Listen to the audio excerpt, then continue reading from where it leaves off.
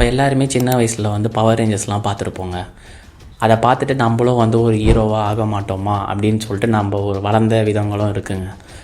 இப்போவும் சில டைம் தோணும், ஆனால் ரியாலிட்டியை பொறுத்த வரைக்கும் அது போல் இருக்காதுன்னு தாங்க நம்ம நினைப்போம். இதே போல் ஒரு அனிம் சீரீஸை வந்து புதுசாக வந்து எடுத்துகிட்டு வந்திருக்காங்க. Tojima wants to be a Kamen Rider. 3 episode தாங்க பார்த்தேன். எனக்கு தெரிஞ்சு அது ரொம்ப இன்ட்ரெஸ்டிங்காக இருந்தது, ஃபன்னியாகவும் இருந்ததுங்க பார்க்கறதுக்கு.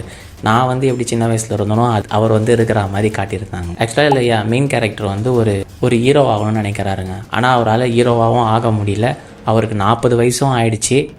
40 வயசு ஆகிட்ட பிறகு அவர் வந்து ஒரு கட்டத்தில் வந்து எல்லாத்தையுமே விட்டுறலாம் அப்படின்னு நினைக்கும் போது அவர் வந்து அந்த டிவி ஷோஸில் பார்த்த வில்லன்ஸ்லாம் வந்து ரியல் லைஃப்லேயும் வர ஆரம்பிச்சிடுறாங்க.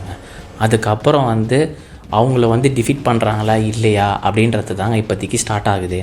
உண்மையிலே ஃபஸ்ட்டு எபிசோடே எனக்கு ரொம்ப பிடிச்சிருந்ததுங்க. நீங்கள் கண்டிப்பாக வந்து நிறைய அனிம்ஸ் பார்த்துருந்தாலும் புது அனிம் எது ஸ்டார்ட் பண்ணலான்னு நினச்சிங்கன்னா இந்த ஒரு அனிம் சீரிஸை வந்து நீங்கள் கண்டிப்பாக பார்க்கலாங்க. அதுவும் இல்லாமல் இந்த அனிம் சீரிஸ் வந்து தமிழ்லேயும் வந்து டப் பண்ணிகிட்டு இருக்காங்க. ஒரு எபிசோடாக வந்து டப் பண்ணிக்கிட்டே வராங்க எனக்கு தெரிஞ்சு.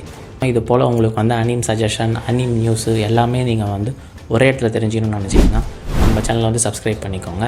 நெக்ஸ்ட் வீடியோவில் பார்ப்போம்.